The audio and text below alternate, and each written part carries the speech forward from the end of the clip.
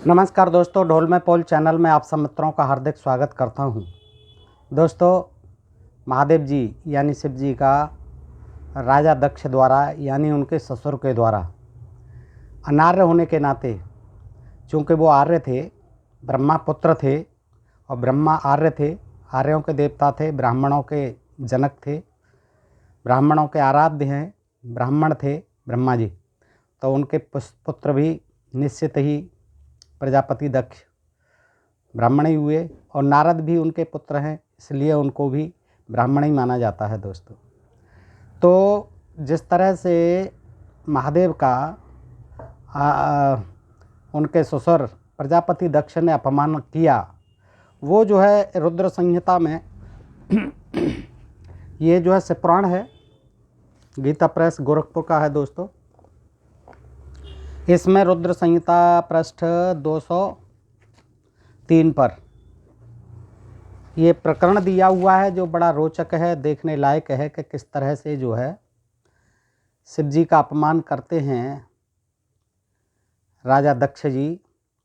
और इस कथा को शिव पुराण में ब्रह्मा जी सुनाते हैं, अपने पुत्र नारद को बताते हैं कि किस तरह से क्या हुआ था। और जब राजा दक्ष ने अपमान किया, तमाम गालियां दी, अपशब्द कहे और उसका फिर प्रतिरोध किया उनके अनुयायी ने, जो नंदीश्वर थे, प्रथम अनुयायी थे, श्रेष्ठ अनुयायी थे शिव जी के, महादेव जी के। तो उन्होंने भी ब्राह्मणों को और उनको फिर शाप दिया है, तमाम अनर्गल बातें कही हैं। जब दक्ष ने भी उनको शाप दे दिया है, किस तरह से बदले की आग में भड़के हुए फिर शिव जी ने उनको कुछ नहीं कहा है, ये उनकी महानता रही है इसमें, और चुपचाप चले जाते हैं अपमान सहन करके।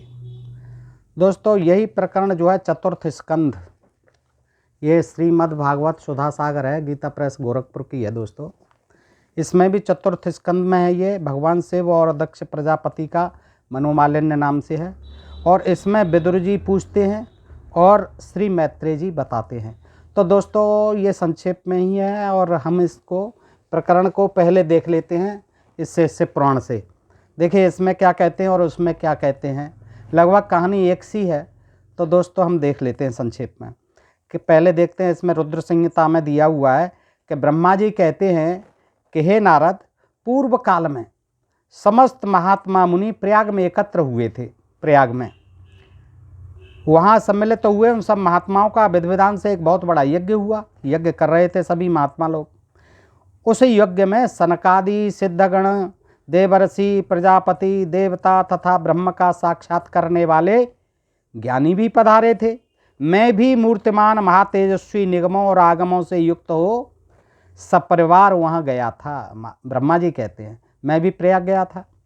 देखिए, प्रयाग में आते जाते रहते थे ब्रह्मा जी, हमारे देवाधिदेव। अनेक प्रकार के उत्सवों के साथ वहाँ उनका विचित्र समाज जुटा था, ब्राह्मणों का, मुनियों का। नाना शास्त्रों के संबंध में ज्ञान चर्चा एवं वाद विवाद हो रहे थे।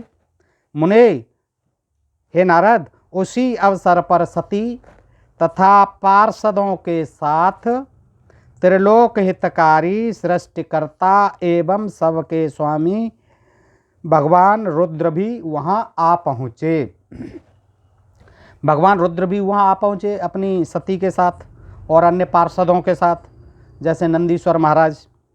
तो भगवान शिव को आया देख संपूर्ण देवताओं, सिद्धों और मुनियों ने और मैंने भी भक्ति भाव से उन्हें प्रणाम किया। ब्रह्मा जी कहते हैं कि मैंने भी उन्हें भक्ति भाव से प्रणाम किया और उनकी स्तुति की।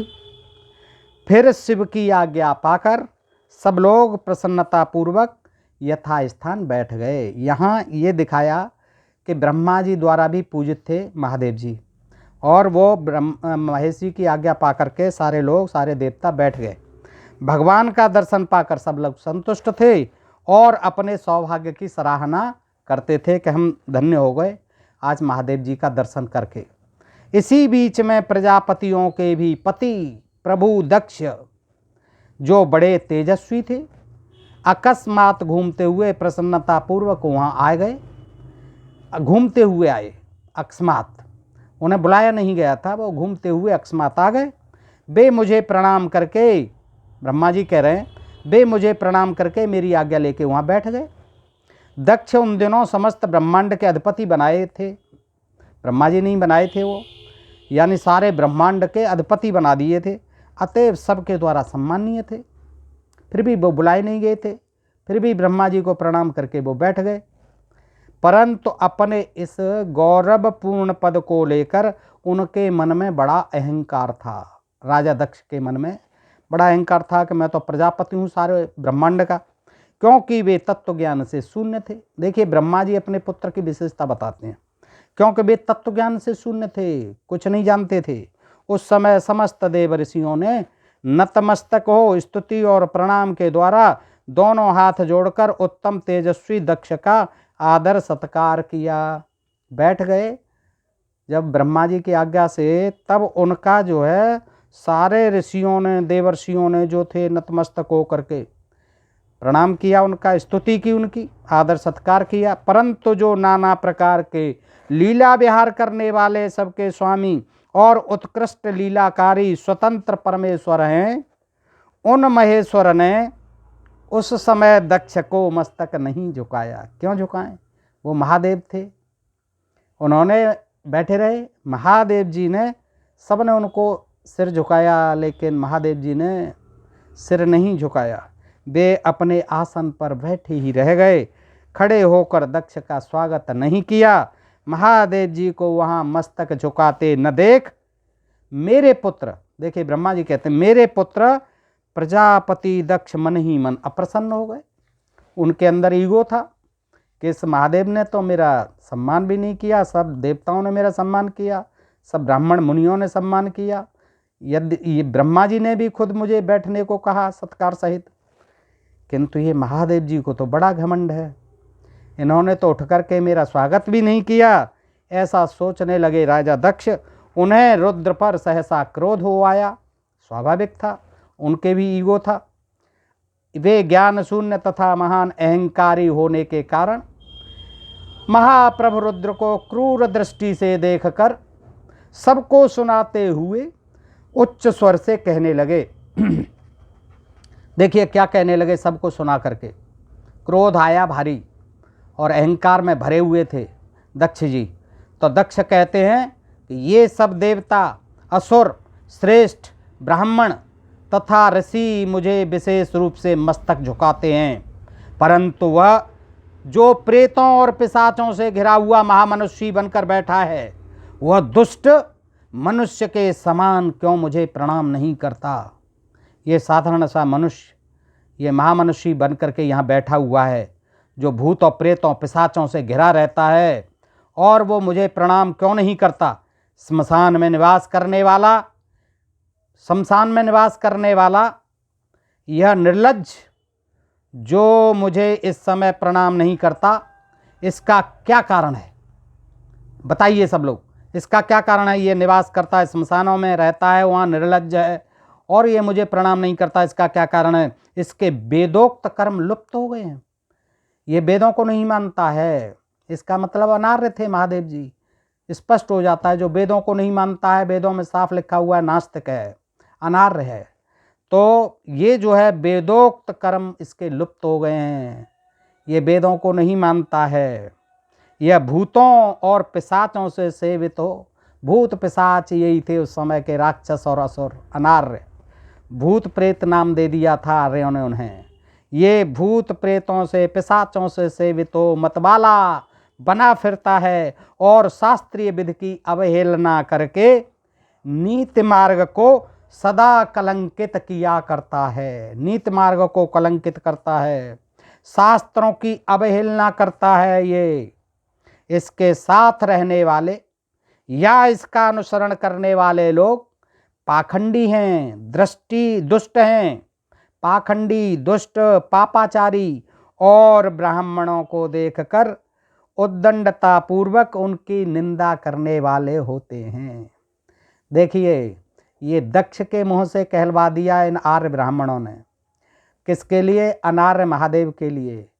अनार्यों के देवता थे महादेव, क्योंकि वो वेद को नहीं मानते थे, शास्त्रों को नहीं मानते थे, इनकी नीतियों को नहीं मानते थे, तो वो गुस्से में आकर के क्या क्या कहते हैं, देखिएगा कि इसका अनुसरण करने वाले जो इसे मानते हैं महादेव को, वे पाखंडी हैं, दुष्ट हैं, पापाचारी हैं, और वो ब्राह्मणों को देखकर उद्दंडता पूर्वक उनकी निंदा करने वाले होते हैं। शैव धर्म के अनुयायी ब्राह्मणों के निंदक होते हैं, पाखंडी होते हैं, दुष्ट होते हैं। ये स्वयं जो है शमशान में रहने वाला, भूत प्रेतों से घिरा रहने वाला है, मत वाला होकर के घूमता रहता है। यह स्वयं ही स्त्री में आसक्त रहने वाला देखिए कौन कह रहा है ये? महादेव जी के ससुर साहब दक्ष जी, जिनकी पुत्री सती के साथ विवाह हुआ है, वो कहते हैं कि यह स्वयं ही स्त्री में आसक्त रहने वाला तथा रत कर्म में ही, सेक्स कर्म में ही दक्ष है। अतः मैं इसे साप देने को उद्यत हुआ हूँ, मुझे साप देना पड़ेगा इसे। ये केवल अपनी स्त्री में ही आसक्त रहता है, रत क्रिया में आसक्त रहता है।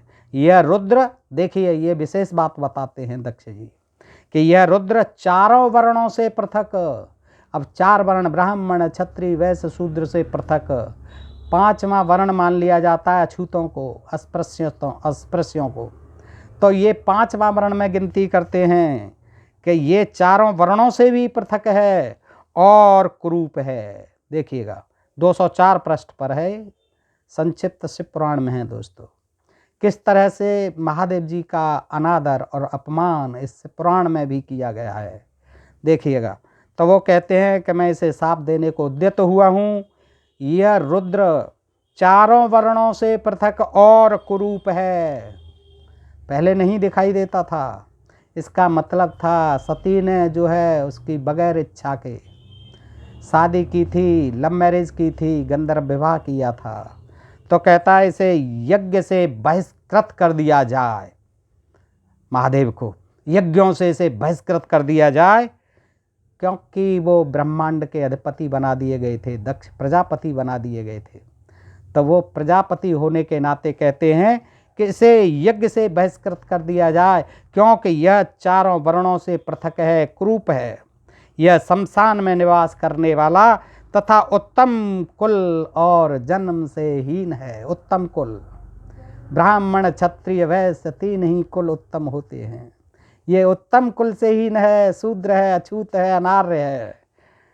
ये जन्म से हीन है, कुल से हीन है, इसलिए देवताओं के साथ यज्ञ में इसे भाग नहीं मिलना चाहिए, यज्ञ में भाग न पाए।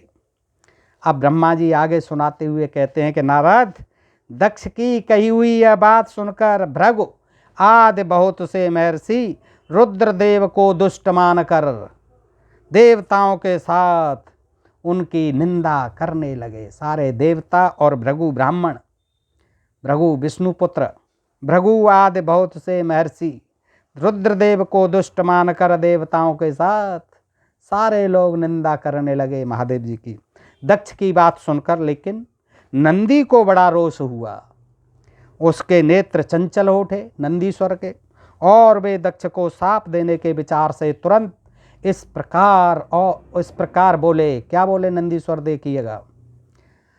नंदीश्वर ने कहा, अरे रे महामूढ़ दुष्ट बुद्धि सठ दक्ष, तूने मेरे स्वामी महेश्वर को यज्ञ से बहिष्कृत क्यों कर दिया? जिनके स्मरण मात्र से यज्ञ सफल और तीर्थ पवित्र हो जाते हैं, उन्हीं महादेव जी को तूने शाप कैसे दे दिया? दुर्बुद्धि दक्ष, तूने ब्राह्मण जाति की चपलता से प्रेरित हो, ब्राह्मण जाति की चपलता, देखिए ब्राह्मण जाति को बंदर बना दिया, चपलता से प्रेरित होके इन रुद्रदेव को व्यर्थ ही शाप दे डाला है। तू ब्राह्मणों के बहकावे में आ रहा है, उनकी सी चंचलता तेरे अंदर भी पैदा हो गई और तूने महादेव जी को व्यर्थ ही शाप दे डाला है। महाप्रभु रुद्र सर्वथा निर्दोष हैं, तथा तूने व्यर्थ ही उनका उपहास किया है। ब्राह्मणाधम, देखिए उसको कहते अरे अधम ब्राह्मण, ब्राह्मण अधम, जिन्होंने इस जगत की सृष्टि की, जो इसका पालन करते हैं और अंत में जिनके द्वारा इसका संहार होगा, सृष्टि का उन्हीं इन महेश्वर रूप को तूने साप कैसे दे दिया। नंदी के इस प्रकार फटकारने पर प्रजापति दक्ष रोष से आग बबूला हो गए और उन्हें साप देते, उन्हें भी नंदीश्वर को भी साप देते हुए राजा दक्ष कहते हैं, क्या कहते हैं, अरे रुद्रगणों, रुद्रगण कहते, रुद्रगणों तुम सब लोग वेद से बहिष्कृत हो जाओ, वेद से बहिष्कृत हो जाओ, तुम्हें वेद पढ़ने का कोई अधिकार नहीं है, शूद्र हो जाओ, वेद से बहिष्कृत हो जाओ। इसका यही अर्थ है, वेद से बहिष्कृत कर दिया रुद्रों को भी, स्वयं महादेव जी को भी, क्योंकि महादेव जी मानते ही नहीं थे।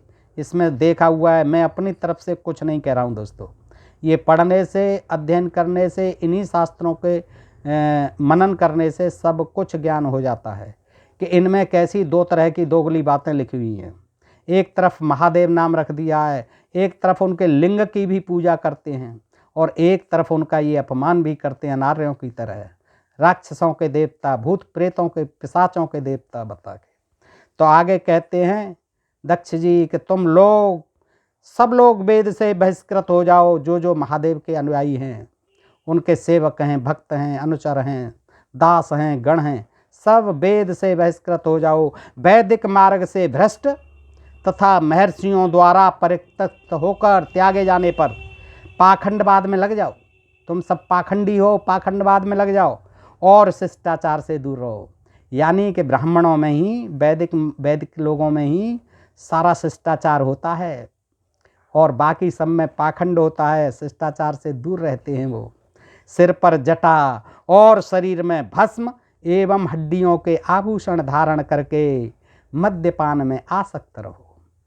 सुरा जो है यही करते थे, सुर, और वो उनके लिए कहने लगे कि मद्यपान में आसक्त रहो तुम। दक्ष जी देव इनके लिए, महादेव जी के गणों के लिए कहने लगे, सिर पर जटा रखो, शरीर में भस्म रमा लो, हड्डियों के आभूषण पहनो और मद्यपान में आसक्त हो जाओ। जब दक्ष ने शिव के पार्षदों को इस प्रकार शाप दे दिया, तब उस शाप को सुनकर शिव के प्रिय भक्त नंदी अत्यंत रोष के वशीभूत हो गए। फिर नंदी को फिर रोष आया।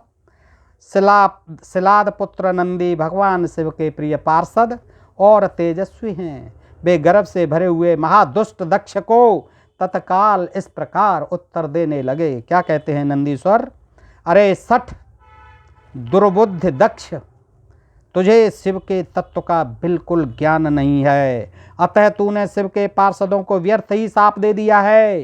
अहंकारी दक्ष, जिनके चित्त में दुष्टता भरी है, उन भृगु आदि ने भी ब्राह्मणत्व के अभिमान में आकर, ब्राह्मणत्व देखिए तुरंत ब्राह्मणत्व जग जाता था भृगु आदि मुनियों का, जितने भी ये ब्राह्मण मुनि थे तुरंत ब्राह्मणत्व जग जाता था, तुरंत चाहे जैसे साप दे डालते थे। भृगु ने भी साप दे दिया, दुनिया भर के उल्टी सीधी बातें कह डाली महादेव जी को।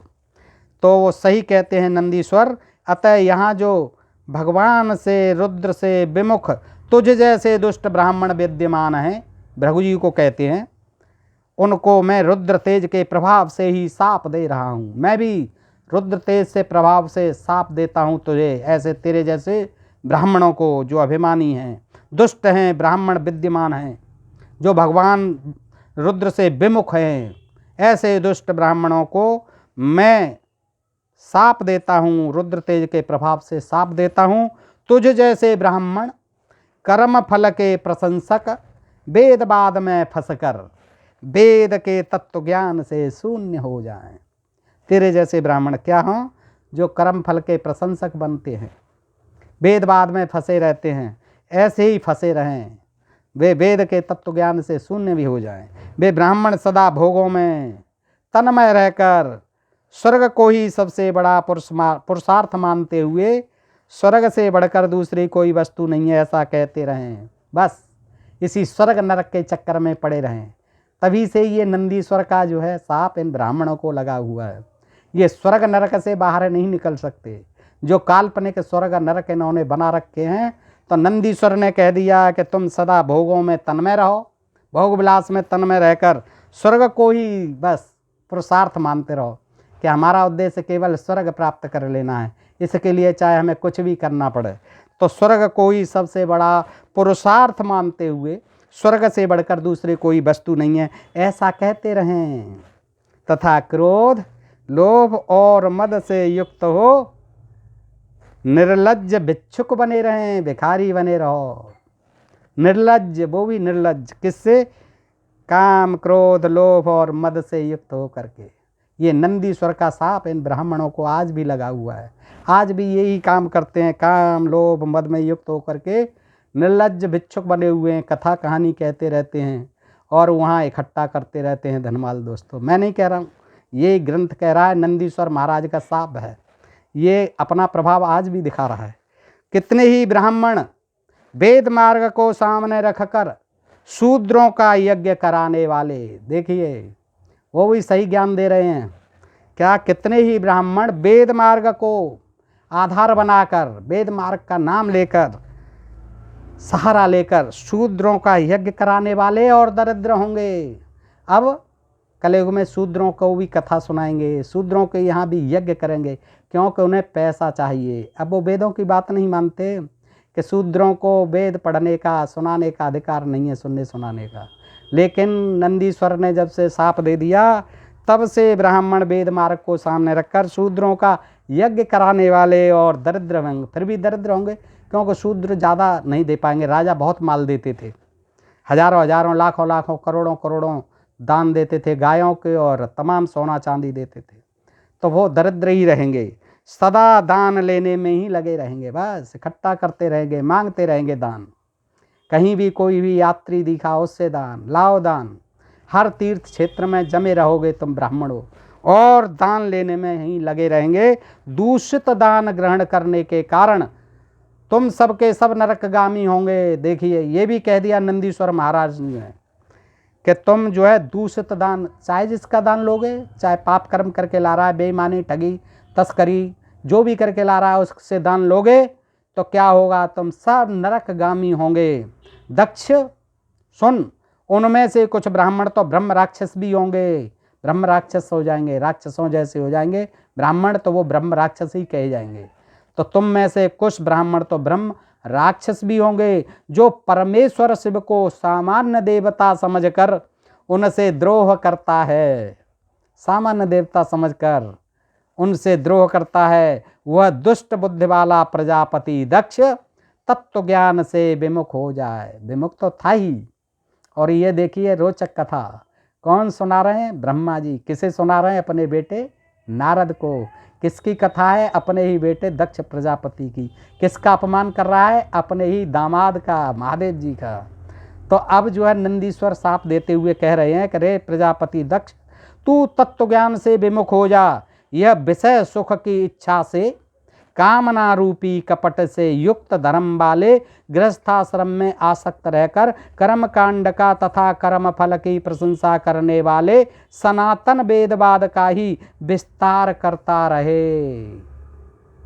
देखिए, ये सनातन वेदवाद का, सनातन धर्म का भी उन्होंने क्या खंडन किया, क्या वर्णन किया है, ये समझने की चीज़ है। यह विषय सुख की इच्छा से, कामना रूपी, जो धर्म कामना रूपी है, किससे? विषय सुख की इच्छा से, कामना रूपी कपट से युक्त धर्म वाले गृहस्थाश्रम में आसक्त रहकर कर्म कांड का तथा कर्म फल की प्रशंसा करने वाले, कर्म कांडों की प्रशंसा करने वाले, जो गृहस्थ में रहते हुए भी कर्म कांडों की प्रशंसा करते हैं, कर्म फल की प्रशंसा करते हैं, सनातन वेदवाद का ही विस्तार। ऐसे सनातन वेदवाद का ही तू विस्तार करता रहे, इसका आनंददायी मुख नष्ट हो जाए। ये भी देखिए, भयंकर शाप दे दिया नंदीश्वर महाराज ने। क्या कह दिया? दक्ष, तू सारे आत्मज्ञान को भूलकर पशु के समान हो जाए और तेरा आनंददायी मुख नष्ट हो जाए, तेरा ये मुख ही नष्ट हो जाए और तू आत्मज्ञान को भूलकर पशु के समान हो जाए, तथा यह दक्ष कर्म भ्रष्ट हो शीघ्र ही बकरे के मुख से युक्त हो जाए। ये साप दे दिया और इसी साप के ही कारण दक्ष का आगे चल के यज्ञ जो दूसरा होगा, जिसमें खुद करेंगे प्रजापति दक्ष, उसमें बुलाएंगे नहीं सती को और महादेव जी को, और फिर वहाँ बड़ा भयंकर वो होगा, युद्ध होगा, क्योंकि सती जो है वो आत्मदाह कर लेंगी अपना अपमान न सहन कर पाने के कारण। फिर वहाँ दक्ष का वीरभद्र पहुंचकर, महादेव जी का गण वीरभद्र पहुंचकर और स्वयं महादेव जी पहुंचकर उसके सिर को काट डालेंगे। लेकिन बाद में देवताओं द्वारा कहने पर, उनकी अनुनय विनय करने पर फिर एक बकरे का सिर काट करके महादेव जी उस राजा दक्ष के लगाएंगे, अपने ससुर दक्ष के लगाएंगे। तो दोस्तों उसके चित्र में आपने देखा होगा कि बकरे का मुंह होता है प्रजापति दक्ष का। तो इस प्रकार उनका साप जो है काम करेगा, ये अगले प्रसंग में आएगा दोस्तों। तो यह आत्मज्ञान को भूलकर पशु के समान हो जाए तथा यह दक्ष कर्म भ्रष्ट हो, शीघ्र ही बकरे के मुख से युक्त हो जाए। इस प्रकार कुपित हुए नंदी ने जब ब्राह्मणों को और दक्ष ने महादेव जी को साप दिया, तब वहाँ महान हाहाकार मच गया। वो तो मचना ही था। नारद, मैं वेदों का प्रतिपादक, अब ब्रह्मा जी कहते हैं नारद मैं वेदों का प्रतिपादक होने के कारण, कौन थे? ब्रह्मा जी। किसके प्रतिपादक? वेदों के। वो अपने मुंह से कहते हैं कि मैं प्रतिपादक हूँ, मैंने ही लिखे हैं, मैंने ही बनाए हैं ये, जबकि तमाम ऋषियों ने बनाए हैं वेद। ये ब्रह्मा जी सत्य नहीं कह रहे हैं। उसको जो है तमाम गौतम वशिष्ठ आदि मुनियों ने बनाए हैं। तो मैं वेदों का प्रतिपादक होने के कारण शिव तत्व को जानता हूँ, इसलिए दक्ष का वह साप सुनकर मैंने बारंबार उसकी तथा भृगु आदि ब्राह्मणों की निंदा की। मैं जानता हूँ शिव जी के प्रभाव को, शिव तत्व के प्रभाव को मैं समझता हूँ नारद, इसलिए मैंने वहाँ पर जब ये बकवास की राजा दक्ष ने उनको साप दिया और भृगु ने आदि ब्राह्मणों ने भी उनकी निंदा की, उन्हें साप दिया, तो मैंने उनकी और भृगु आदि ब्राह्मणों की भारी निंदा की। सदाशिव महादेव जी भी नंदी की वह बात सुनकर हंसते हुए, देखिए इसी कहते हैं उन्हें भोलेनाथ, उन्होंने फिर भी बुरा नहीं माना। तो महादेव जी ब्रह्मा जी कहते हैं सदाशिव महादेव जी भी नंदी की वह बात सुनकर हंसते हुए से मधुरवाणी में बोले। वे नंदी को समझाने लगे कि नंदन मेरी बात सुनो, तुम तो परम ज्ञानी हो, तुम्हें क्रोध नहीं करना चाहिए। तुमने व्यर्थ से व्यर्थ समझकर मुझे साप दिया गया, व्यर्थ ही ब्राह्मण कुल को साप दे डाला। वास्तव में मुझे किसी का साप छू नहीं सकता, अतः तुम्हें उत्तेजित नहीं होना चाहिए। वेद मंत्राक्षरमय और सूक्तमय है, उसके प्रत्येक सूक्त में समस्त देहधारियों के आत्मा परमात्मा प्रतिष्ठित हैं। इस प्रकार वेदों की महिमा भी बखान करवा रहे हैं ये पुराणकार उनके मुख से, महादेव जी से। लेना देना कुछ नहीं है, उनको फटकारते हैं सदाशिव जी जो है नंदी को, कि आपको नहीं साप देना चाहिए, मुझे कोई भी क्रोधित नहीं कर सकता और मुझे कोई साप नहीं दे सकता, मैं तो अनादि अनंत हूँ, देवों का देव हूँ। इस प्रकार ब्रह्मा जी फिर कहते हैं कि नारद, भगवान शंभु के इस प्रकार समझाने पर नंदी के स्वर विवेक परायण हो क्रोध रहित एवं शांत हो गए। भगवान शिव भी अपने प्राण प्रिय पार्षद नंदी को शीघ्र ही तत्व का बोध कराकर प्रमथ गणों के साथ वहाँ से प्रसन्नतापूर्वक अपने स्थान को चल दिए। इधर रोषावेश से युक्त दक्ष भी ब्राह्मणों से घिरे हुए अपने स्थान को लौट गए, ब्राह्मणों के साथ वो भी लौट गए, परंतु उनका चित्त शिवद्रोह में ही तत्पर था। उस समय रुद्र को साप दिए जाने की घटना का स्मरण करके दक्ष सदा महान रोष में भरे रहते थे। उनकी बुद्धि पर मूढ़ता छा गई थी। वे शिव के प्रति श्रद्धा को त्याग कर शिव पूजकों की निंदा करने लगे। तात नारद, इस प्रकार परमात्मा शंभु के साथ दुर्व्यवहार करके दक्ष ने अपनी जिस दुष्ट बुद्धि का परिचय दिया था वह मैंने तुम्हें बता दी। अब तुम उनकी पराकाष्ठा को पहुंची हुई दुर्बुद्धि का वृतांत सुनो। मैं आगे बता रहा हूं और आगे के वृतांत में वो उसके दक्ष का यज्ञ जो हुआ था उसकी बात बताते हैं दोस्तों। तो आज का यह प्रसंग आपको कैसा लगा कमेंट करके बताएं दोस्तों। आज के लिए इतना ही। सुनने के लिए बहुत बहुत धन्यवाद, आभार आप सबका। नमस्कार दोस्तों, जय हिंद, जय भारत।